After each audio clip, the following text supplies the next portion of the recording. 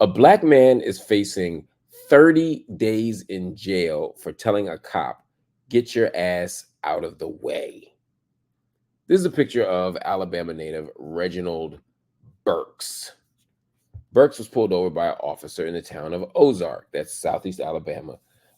And the reason he was pulled over allegedly was that he was driving beyond the speed limit.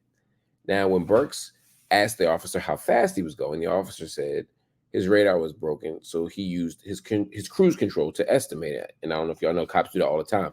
If the speed limit is 65, the cop will do a speed, see, and see, like, look, if Jazz LP is doing 80 and I'm doing 65, then the gap between us should get greater. If I do 85, that means I'm gaining on you. That means I know you're doing less than 85. So you can guesstimate based on cruise control. But you can't just be guesstimating and writing me a ticket for it. That's not really how it's supposed to go. But anyway, he gets ticketed and he tells the officer, get your ass out of the way so I can take my kids to school. I guess the police were still in his way, maybe parked in front of him, maybe blocking him. He took the ticket and he says, get your ass out the way so I can take my kids to school. Man trying to take his kids to school. Now, even though Burks appeared in court and paid the ticket, the judge gave Burks an ultimatum. The judge says to this black man, you either write an apology letter to the police officer for saying, get your ass out the way, or you will face 30 days behind bars. Now, Burks believes that this decision violates his First Amendment right to free speech and the Eighth Amendment right protecting him from cruel and unusual punishment. It's an interesting battle because Alabama law prohibits public use of, quote, abusive or obscene language.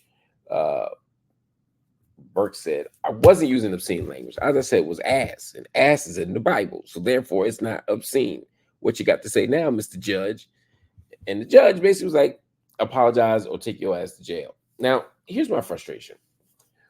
Police officers have been trained to act as if they are gods in the hood, gods in urban America. How many times have you been afraid to beep your horn at a police officer or to say something to a police officer who's doing something wrong because you just don't want to get locked up? We're sort of trained in our brain to say, even if the police are wrong, you can't disrespect the police officer. You can't do whatever. Even if they're disrespecting you, you can't push back in the same way, because if you do, you are asking for it. Now, look, there are some practical realities about policing. I don't want y'all to go out and get shot. I want y'all to come home in one piece. I get that. However, we also can't pretend that police are these gods on earth that we have to genuflect before. I have a right to tell a cop to get his ass out the way. I have a right to say to a cop, yo, move, man.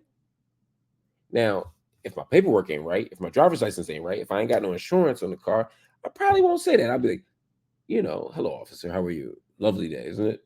Because I want to arouse no suspicion. I get that. But if a person follows the rules, plays by the rules, and simply asks the police officer something that the police officer didn't like, you shouldn't be trying to put me in jail for saying what I said. This is what people mean when they say buck breaking. This isn't about the law. This is about saying, Negro, stay in your place. We still in Alabama. And you can't be talking to no white man like that.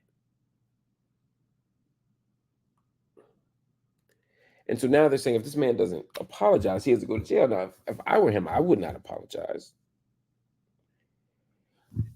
But it's also like, do I just apologize and go on with my life, or do I, risk going to jail for 30 days? This is how people end up taking pleas. This is a very small, low-level case, right? The guy's probably going to apologize, and that's going to be that. But this is how people end up taking plea deals, especially in federal court. It's like, maybe the person isn't guilty. Maybe they just don't want to spend that much time and energy,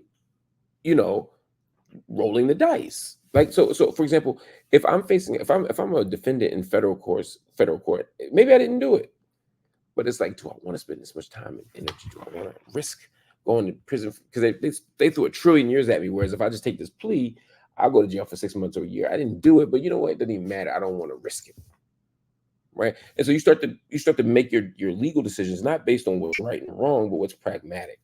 And right now, they telling my man in Alabama, Reginald Burks, you're going to have to make a business decision here. Forget about right or wrong. Either you apologize to the judge for your disrespect, or you're going to sit your behind in a jail cell. Sadly, this also isn't about the pragmatics or the expenses of the court.